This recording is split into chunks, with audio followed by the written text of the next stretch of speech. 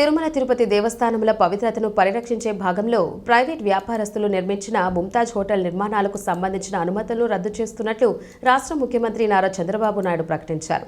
ముఖ్యమంత్రి తీసుకున్న నిర్ణయం సర్వత్రా హర్షణీయమని తెలుగుదేశం పార్టీ నాయకులు హర్షం వ్యక్తం చేశారు. ఈ సందర్భంగా తెలుగుదేశం పార్టీ తిరుపతి పార్లమెంటరీ అధికార ప్రతినిధి ఊట్ల సురేంద్ర నాయుడు తిరుపతి ప్రెస్ క్లబ్లో శుక్రవారం సాయంత్రం ఏర్పాటు చేసిన మీడియా సమావేశంలో మాట్లాడారు. నమస్కారాలు. ఈరోజు తిరుపతి మాజీ ఎమ్మెల్యే ఏదైతే తిరుమల తిరుపతి దేవస్థానం మాజీ చైర్మన్ కరుణానంద స్వామి అపరిచితుల్లాగా మాట్లాడుతున్నాడు. నేను ఈ మాట ఎందుకు అంటున్నానంటే, కరుణానంద స్వామి 2 సార్లు తిరుమల తిరుపతి దేవస్థానం చైర్మన్ అయినాడు, ఒకసారి ఎమ్మెల్యే అయినాడు. ఈయన ఈ తిరుమల పవిత్రతను ఎంత మాత్రం కాపాడినాడు అని అడుగుతా ఉన్నా. పగటి వేసగాల్లాగా మీరు డ్రామాలు వేయడానికి మాత్రమే ఉపయోగపడతారు. ఏదైతే తిరుమల తిరుపతి దేవస్థానానికి సంబంధించి 35.5 ఎకరా ఆ భూములు ఇచ్చింది కిరణ్ కుమార్ రెడ్డి గారి ప్రభుత్వంలో 2013లో భూములు ఇచ్చారు. ఆ భూములు ఇచ్చింది దేనికి?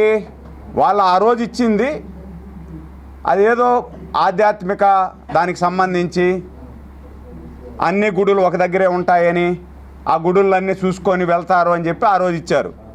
దాని తర్వాత వచ్చినటువంటి మీ ప్రభుత్వం GOMS నెంబర్ 24 GOMS నెంబర్ 24/11/2021లో మీరు జీవో ఇచ్చారు. మళ్ళీ దాన్ని సవరించిన జీవో ఏమిచ్చారు మీరు? ఆ సవరించిన జీవో 20 ఎకరాలు ఓబరాయ్ హోటల్కి మీరు ఇచ్చారు. అంటే ఓబరాయ్ హోటల్ ముసుగులో ముంతాజ్ హోటల్కి ఇచ్చారు. ముంతాజ్ హోటల్కి ఇచ్చినటువంటి జీవోను మీరు బయట కూడా పెట్టలా. ఎందుకు పెట్టలేదు అంటే, ఆ జీవోలో ఏముంది అనే జనాలకు తెలిసిపోతే జనాలు తరిమి కొడతారు, భక్తులు తరిమి కొడతారు. ఎవరైతే సాధువులు ఉండారో, హిందూ మతానికి సంబంధించిన వారు ఉండారో వాళ్ళు మిమ్మల్ని తరిమి కొడతారని చెప్పి ఆ జీవోలో ఏముందని అది బయట పెట్టలా. కూటమి ప్రభుత్వం వచ్చిన తర్వాత మీరు ఆ జీవోలో ఏమి పెట్టారని బహిర్గతం చేసింది.